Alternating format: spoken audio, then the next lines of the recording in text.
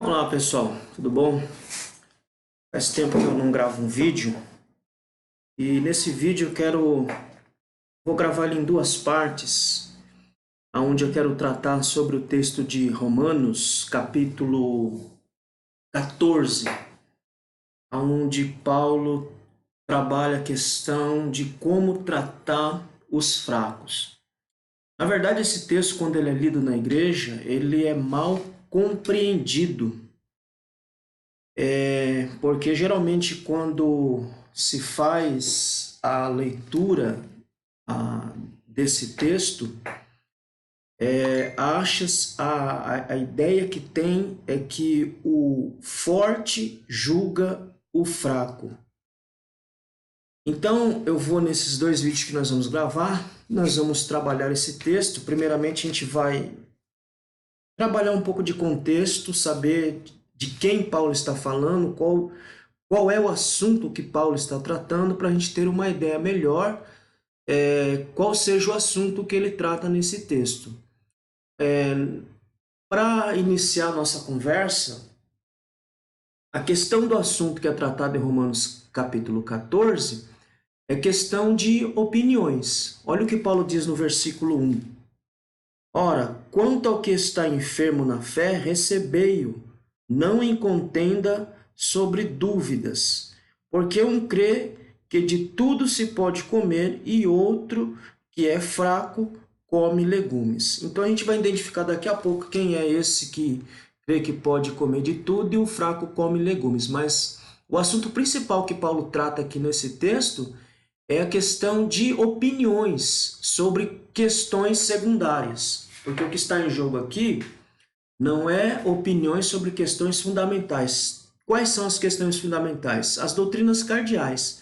Por exemplo, aqui não está em questão a doutrina do Espírito Santo, se ele é ou não uma pessoa. Não está em questão aqui a questão da divindade de Cristo. Não são essas opiniões que estão sendo trabalhadas aqui, não são essas questões que estão sendo tratadas nesse texto. A divisão que está acontecendo aqui na igreja de Roma, que é o que a gente percebe pelo texto de Paulo, está sobre questões de opiniões sobre se pode comer ou não, a questão de dias e dias, se tem que guardar dias ou não. A gente vê isso lá no versículo de número 5 também, que vai entrar nessa questão. Um faz diferença entre dia, mas outro julga iguais todos os dias, cada um esteja inteiramente seguro em sua própria mente. Então, as opiniões aqui, elas são divergentes. Um acha que pode comer de tudo.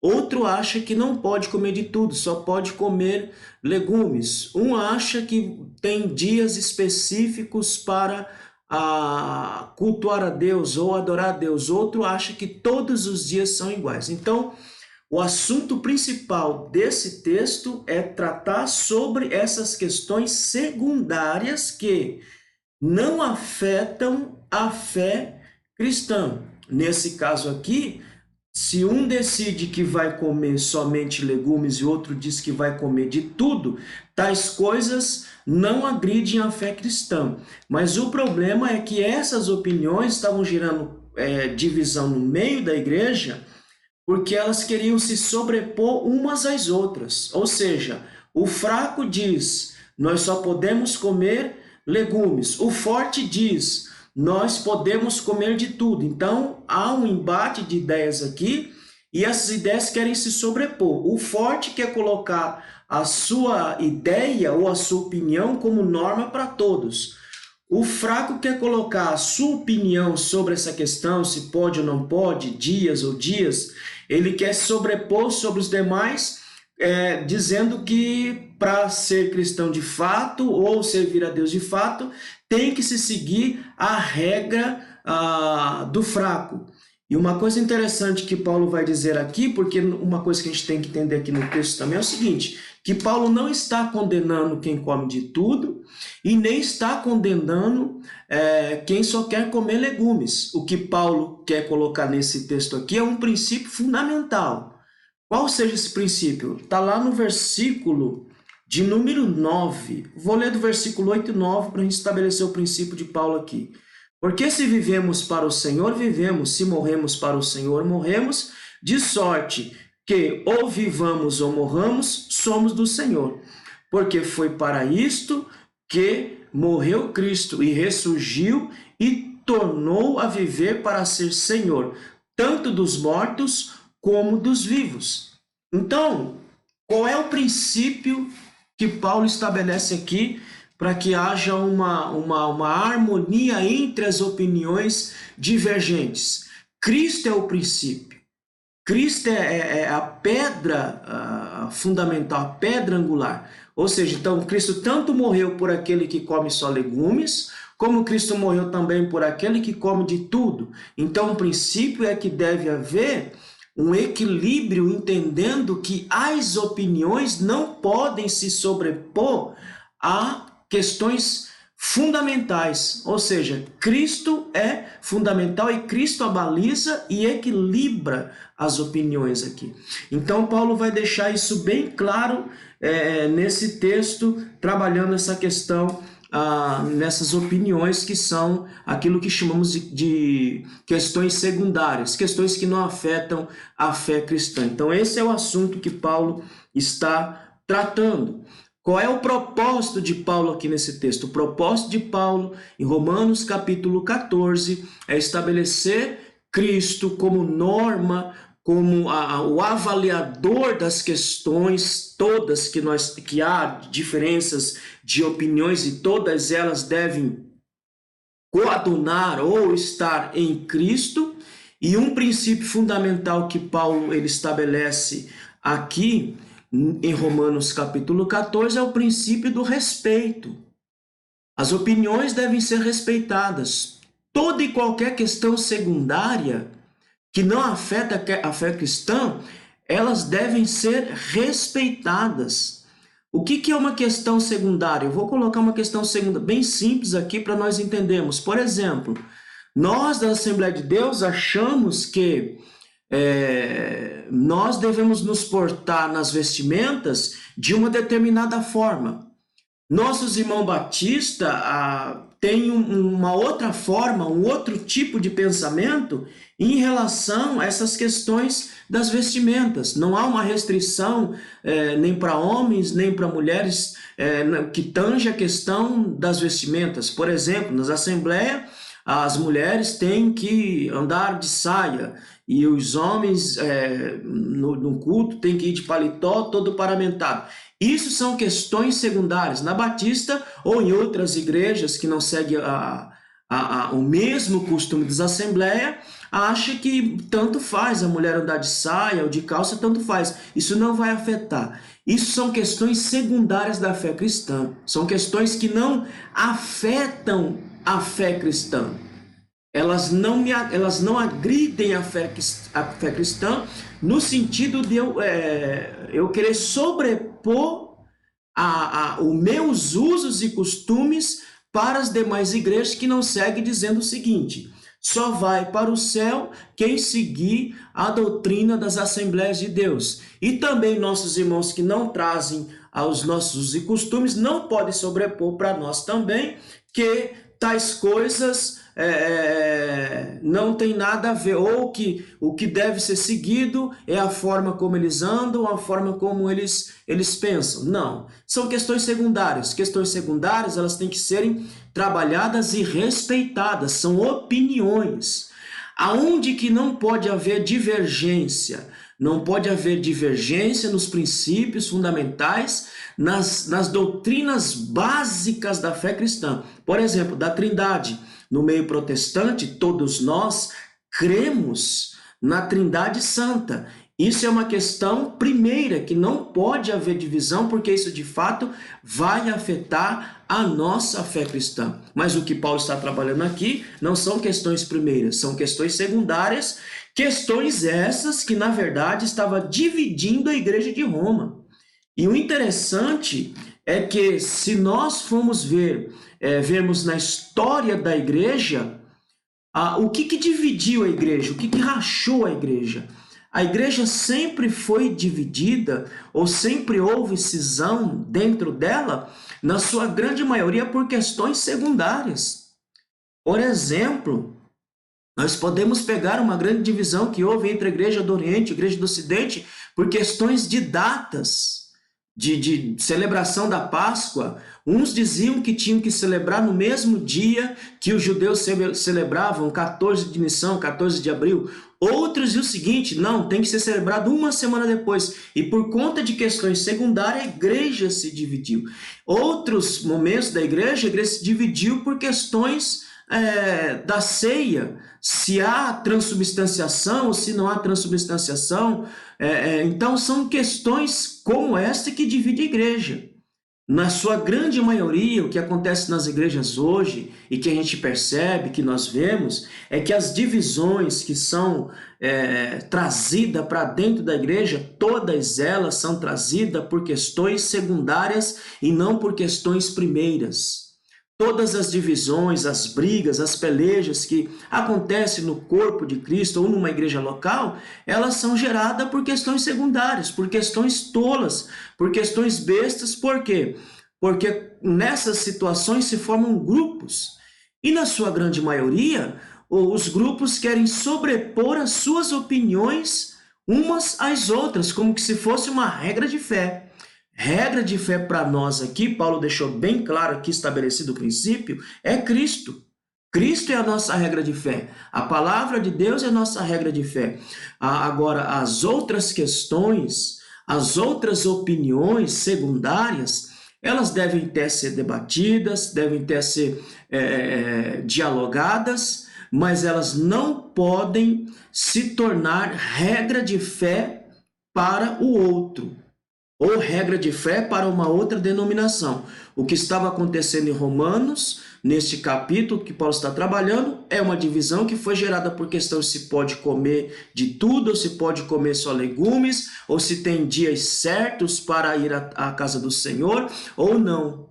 Questões secundárias que, na verdade, estavam dividindo a igreja de Cristo. O terceiro ponto que nós temos aqui para entender o texto de Romanos 14 é identificar quem são os personagens na história, no texto, e qual é a atuação desses personagens. Vamos ler em Romanos, capítulo de número 15, e o versículo de número 1, que assim diz: mas nós que somos fortes, veja bem, Paulo está se colocando no grupo daqueles que são fortes. Eu vou explicar. Devemos suportar a fraqueza dos fracos e não agradar a nós mesmos. Então nós temos aqui identificado os dois grupos que nós temos aqui. Nós temos os fortes e temos os fracos. Quem são os fortes na visão de Paulo? E Paulo se coloca como sendo um desses fortes. Os fortes dentro do texto são aqueles que compreenderam o evangelho, que compreenderam a amplitude e o alcance do evangelho para salvar o homem de todo e quaisquer tipo de tradições, costumes, legalismos e regras. Os fortes são aqueles que entenderam que quem nos salva é Cristo e não aquilo que nós podemos fazer. Então, Paulo se coloca ao lado dos fortes, ou seja, aqueles que compreenderam a amplitude do evangelho, que nos libertou e nos colocou em Cristo Jesus, e somente em Cristo Jesus, e Ele é que traz a salvação, sem que eu precise adicionar ou fazer nada. Então, esses são os fortes que Paulo se coloca como forte. Quem são os fracos? Os fracos são aqueles que não têm essa amplitude do evangelho ainda.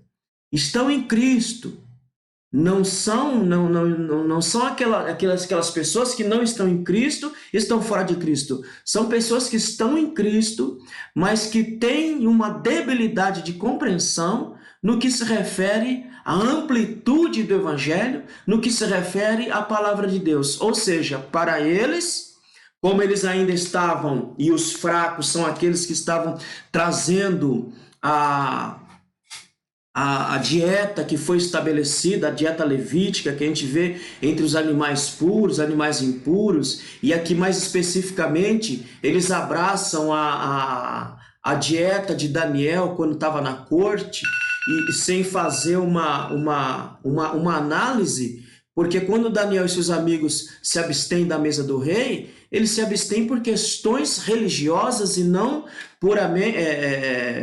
puramente para dizer que seriam mais santos ou menos santos se comessem da mesa. Mas eles fazem uma separação porque eles identificaram que aquilo havia algo sacrificado. Então, nesse sentido, eles se separaram. E aqui o que estava acontecendo é que eles pegaram esse princípio de Daniel e queriam colocar como princípio de vida para eles mesmos, como que dizendo o seguinte: se você não comer legumes, você não é plenamente salvo.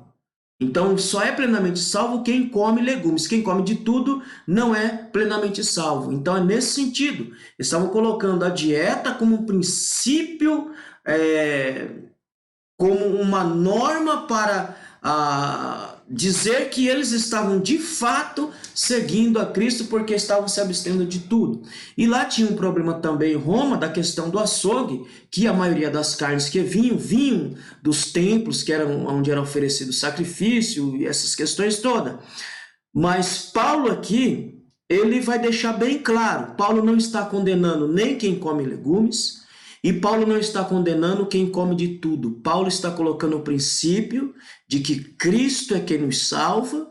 Paulo está colocando um princípio de que deve haver o respeito entre as opiniões. O fraco deve respeitar o forte porque come de tudo. E o forte deve respeitar o fraco porque come só legumes, porque o fraco ainda não tem essa amplitude do evangelho, não conseguiu compreender o evangelho em toda a sua amplitude. Qual era a atuação desses dois grupos? E aí a gente identifica. Vamos ver. No capítulo 14, o versículo de número 3, Paulo vai identificar. No versículo 2 e versículo 3, Paulo vai identificar o que o fraco faz em relação ao forte e o que o forte faz em relação ao fraco. Ele diz assim no versículo 2: porque um crê que de tudo se pode comer, e outro que é fraco come legumes. Então, já identificamos os grupos. Versículo 3: o que come, não despreze o que não come, e o que não come, não julgue o que come, porque Deus o recebeu por seu. Qual é a atuação do fraco em relação ao forte? O fraco em relação ao forte, ele julgava o forte porque comia de tudo. E essa é uma propensão do fraco, essa é uma propensão daquele que não compreendeu o evangelho na sua amplitude e na sua completude. Por via de regra, são pessoas que julgam as outras pessoas. Então, qual que é a atuação do fraco? O fraco, por via de regra, por natureza, ele julga. E o forte, o que o forte faz? O forte despreza o fraco porque só come legumes, porque não entendeu o evangelho na sua amplitude. E Paulo diz para ambos os grupos, ele não condena, ele não diz, olha, o fraco não é de Cristo, e não diz, olha, o forte também não é de Cristo. Ele só diz o seguinte: ambos são de Cristo, ambos têm que se aceitarem, ambos têm que se acolherem e respeitar a opinião um do outro, sem querer sobrepor a sua opinião como regra de fé. Regra de fé para nós é a palavra de Deus. Portanto, que tudo dentro de uma comunidade cristã, ela deve ter como princípio básico a palavra de Deus para nós julgarmos, para nós vermos o que é certo e o que é errado. E opiniões secundárias sempre vai existir no nosso meio.